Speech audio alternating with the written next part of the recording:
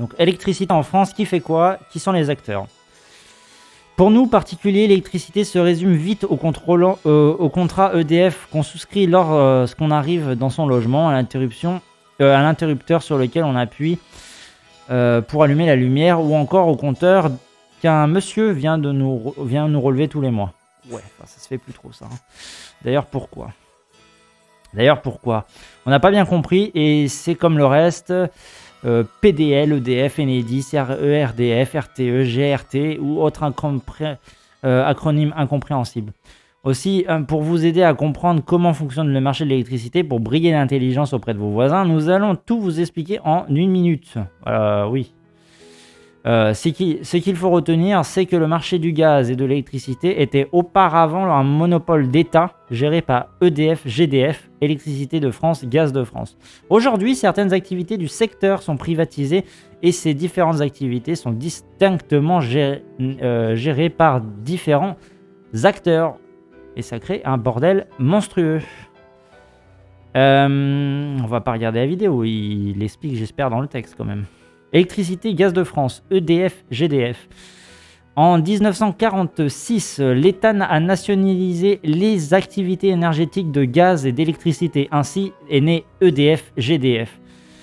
Bien qu'EDF s'occupait de l'électricité et GDF du gaz, certaines parties de leur activité étaient communes. C'est pourquoi on a longtemps associé les deux acronymes comme faisant partie d'une seule entité. Dans le cadre de dérégulation du marché de l'énergie, en 2003, EDF et GDF ont définitivement séparé leur activité. La dérégulation est un gros mot qui n'est en réalité pas aussi inquiétant qu'il n'y paraît. Ah bon?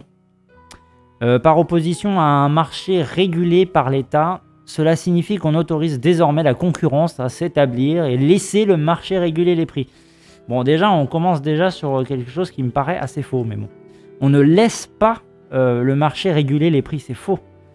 On met en place des mécanismes pour créer une fausse concurrence parce que, en fait, les acteurs qui nous vendent l'électricité ne la produisent pas. Et on a des contrats qui forcent EDF à vendre une partie de leur électricité à prix coûtant. Donc bon.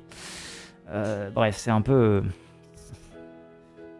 Électricité, séparation des activités. Pour permettre une libre concurrence, il a été nécessaire de séparer les activités. Là où EDF s'occupait de bout en bout de la filière électricité, de la production et de la fourniture-vente, il a fallu les dissocier pour ouvrir certaines parties à la concurrence. De là, 4 activités ont émergé. La production, les centrales qui produisent, le transport, l'acheminement de l'électricité produite, la haute tension, la distribution, la deuxième partie de l'acheminement, la basse tension jusqu'à la distribution de l'électricité pour les différents points, et ensuite la vente et fourniture, l'achat de l'électricité en gros, puis la revente aux différents points de consommation.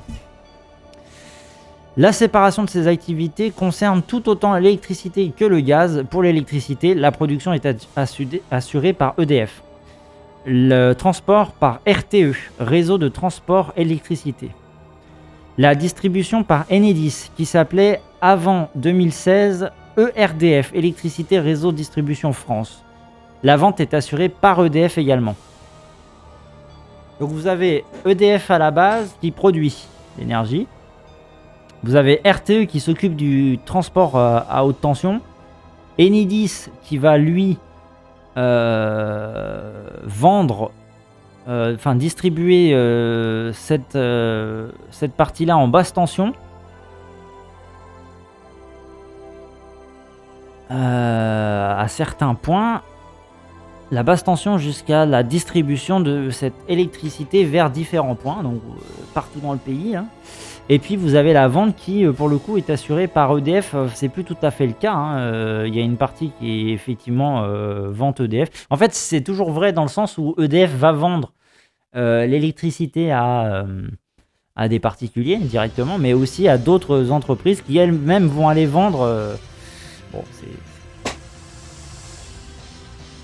Pour le gaz, le même principe s'est appliqué. La production a été séparée du transport, assuré par GRT, de la distribution GRDF, Gaz de Réseau Distribution en France, et de la fourniture. Pour ne pas complexifier nos explications, nous n'évoquons pas plus en détail les réseaux de gaz pour nous concentrer sur l'électricité. Bon, si tu veux.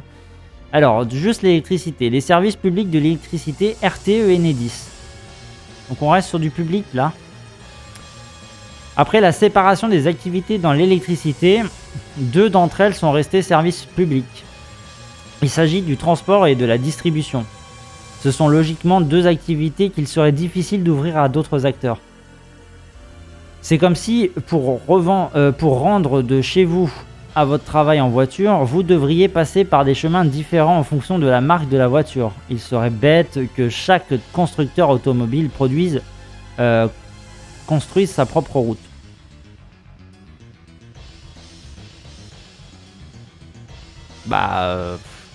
Si vous voulez vraiment une logique des marchés, assumez, hein, j'ai envie de vous dire. Voilà. Évidemment, ça serait le bordel. Ça ferait des poteaux électriques dans tous les sens, ça ferait tout un canard pas possible. C'est pour ça que c'est l'État qui s'occupe de ça. C'est pour ça que les routes, à la base, c'est l'État qui s'occupe de ça. Hein. Je comprends pas l'intérêt de séquencer, de découper en plusieurs parties et de trouver celui qu'on peut mettre sur le marché et d'autres pas, quoi. EDF était capable jusque-là de gérer les 4 en même temps, ça fait partie de son activité, il produit, il vend. Bon, bah tant mieux, non? Je sais pas.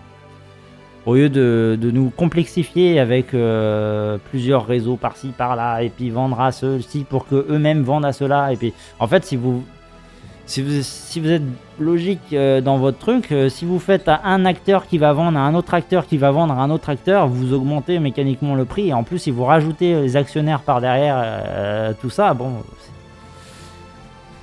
Et le problème, c'est que si l'argent de la vente ne revient pas directement à la chaîne logistique de production, de distribution et de transport, ça veut dire qu'il y a moins d'argent pour s'occuper de cette partie-là, et donc du coup, mécaniquement, ils vont devoir augmenter leur prix directement, et donc du coup, ça va augmenter aussi le prix des concurrents, qui vont augmenter sur le prix de vente auprès des particuliers, et donc du coup, ça fait monter mécaniquement, en fait, parce qu'il faut aussi de l'argent pour pouvoir continuer à avoir les outils pour créer et produire, acheter les matières premières, tout ce bordel-là. Donc c'est un peu bizarre, tout ça. Pour éviter donc de se retrouver avec plusieurs réseaux d'acheminement d'électricité, on ne garde qu'un seul chemin par où toute l'électricité. Ouais, d'accord. Alors pour éviter donc de se retrouver avec plusieurs réseaux d'acheminement d'électricité, on ne garde qu'un seul chemin par où passe toute l'électricité. Tout producteur ou tout fournisseur peuvent emprunter ces routes, mais payant une redevance à RTE et Enedis, qui en contrepartie assure l'entretien de la maintenance de ces routes. Ok. Donc vous avez RTE et Enedis qui ont leurs poteaux électriques à haute tension et à basse tension. Les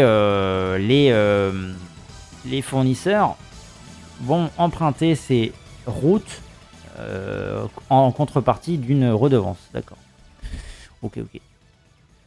Le transport de l'électricité, RTE, réseau de transport d'électricité, s'occupe du transport de l'électricité en haute tension, c'est-à-dire qu'il prend en charge l'acheminement qui va des lieux de production jusqu'à l'embranchement vers les basses tensions. Les autoroutes, pour reprendre le parallèle, les autoroutes pour reprendre le parallèle. Le rôle de RTE est également d'équilibrer le réseau entre la production et la demande pour éviter les blackouts causés par de trop grosses demandes pour les périodes de grand froid par exemple, ou les surproductions inutiles pour le réseau français. Parce que le problème de l'électricité, c'est qu'on peut pas le stocker. On peut pas la stocker comme on veut, c'est pas aussi simple que ça, et donc du coup on a quelques leviers ici et là pour ajuster un peu ce qu'il faut, mais s'il y a trop, ça surcharge. Et donc du coup, surcharge égale blackout. Et s'il n'y a pas assez, on est en sous-tension et au bout d'un moment, c'est pareil, ça marche pas. C'est ça le problème de l'électricité, c'est qu'il faut suivre la consommation, la demande en temps réel. C'est pour ça aussi qu'un monopole, c'était pas si mal, parce qu'au moins vous avez une grosse entreprise qui gère tout ça et qui a une vision sur tout. La distribution de l'électricité, Enedis. Donc Enedis s'appelait ERDF, donc Électricité Réseau Distribution France, mais a été renommé pour ainsi a été renommée ainsi pour justement éviter la confusion avec EDF puisque les activés sont séparés. Enedis s'occupe de l'acheminement en basse tension et de la distribution dans les points de livraison. Ce fameux PDL que les fournisseurs vous demandent. Point de livraison. Ok. À chaque lieu où il y a une consommation propre d'électricité, il y a un compteur numéroté par un PDL. C'est ce compteur géré également par Enedis qui permet de mesurer la consommation d'électricité d'un logement.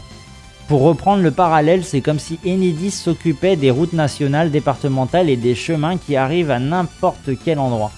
Mais aussi de la boîte aux lettres qui vous permet de recevoir le courrier. En réalité, Enedis n'est pas le seul à s'occuper du réseau de distribution. Certaines villes ont eu le monopole sur leur propre distribution, réseau de distribution. On les appelle les ELD, entreprises locales de distribution. Elles font le même travail que Enedis dans certaines concessions.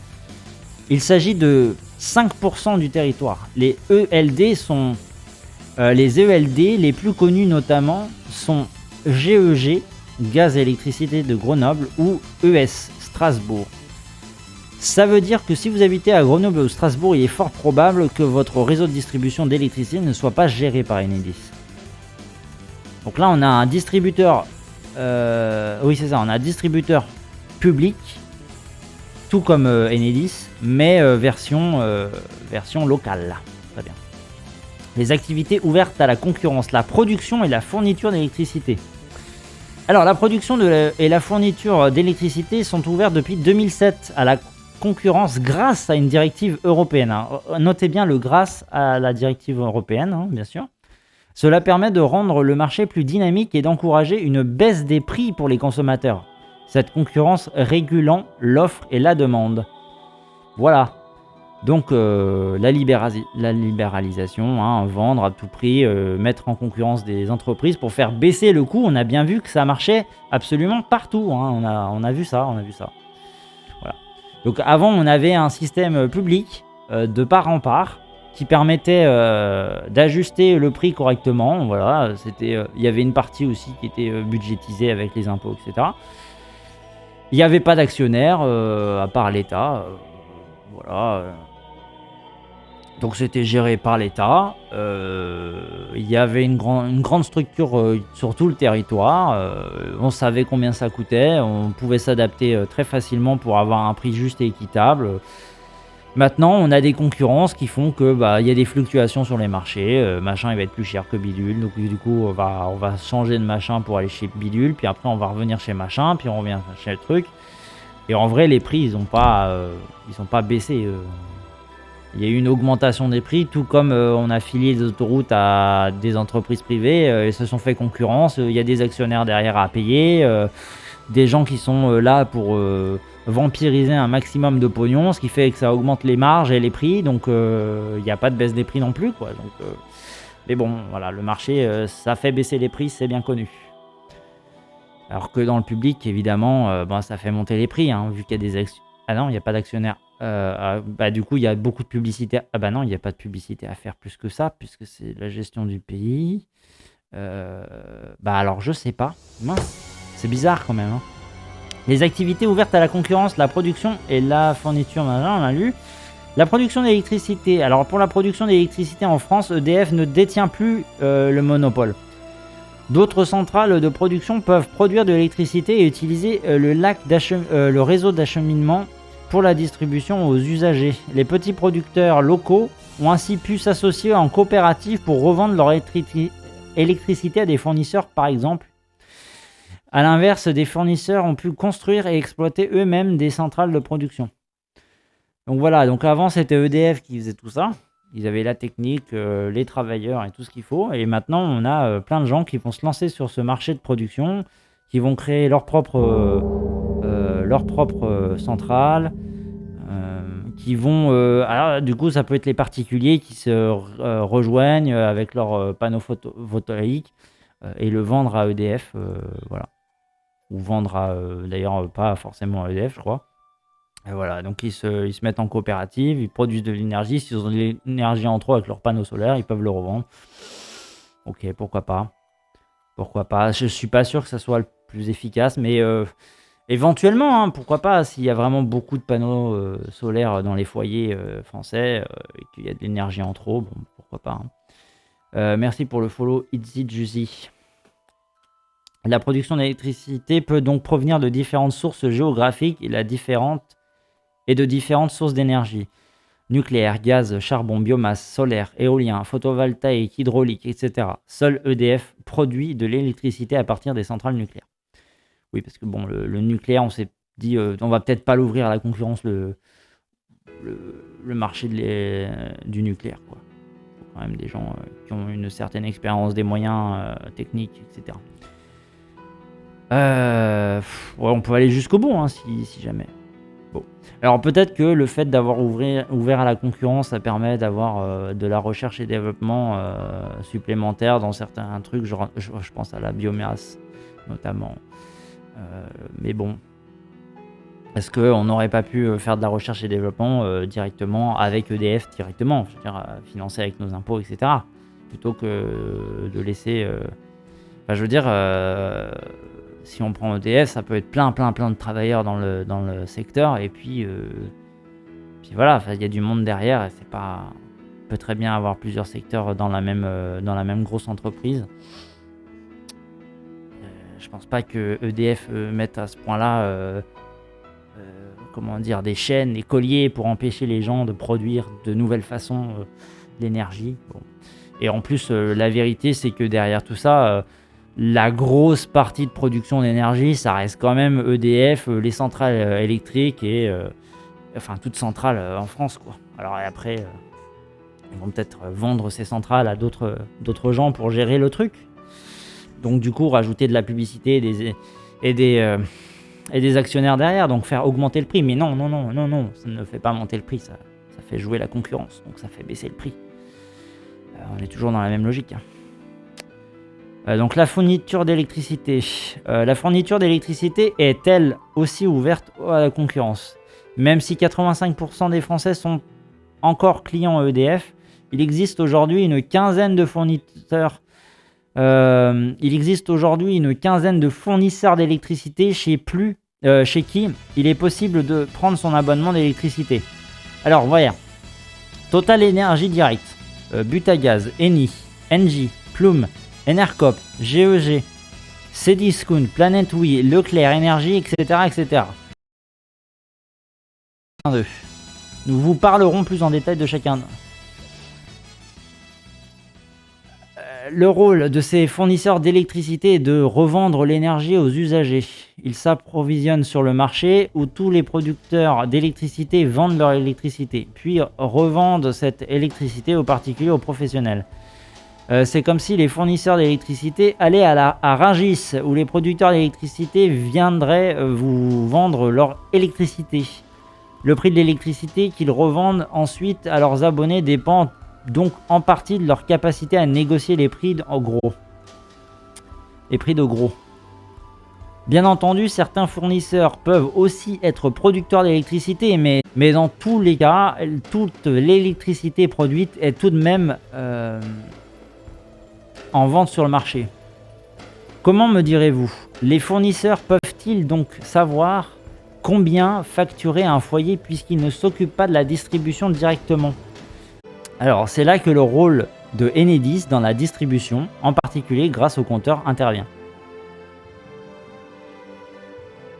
Enedis transmet l'information de consommation aux fournisseurs pour leur permettre de facturer leurs clients.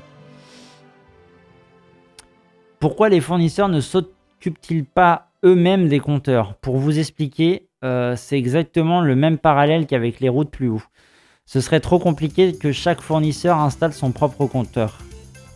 Il faudrait donc le changer à chaque fois que vous changez de logement ou fournisseur, sans compter les différentes mesures les différences de mesures que différents appareils pourraient engendrer. Je veux dire, ils se contredisent eux-mêmes en fait. Ils se disent ah oui mais c'est un secteur qu'on peut pas vraiment découper comme ça aussi facilement parce que ça nécessite d'avoir des normes identiques partout, machin, parce que si on commence à faire ci, ça fait qu'on va installer plein de réseaux, plein de poteaux électriques dans tous les sens, qu'on va devoir créer différents compteurs électriques. Du coup, à chaque fois, il faut changer, machin. Et c'est là où on se rend compte qu'en fait, la concurrence dans ce secteur-là, ça marche pas, en fait. Juste, ça marche pas, quoi. C'est juste pas possible. C'est pas juste. On peut pas mettre ça en place, quoi. Mais ils le font quand même, c'est ça le pire. C'est insoutenable.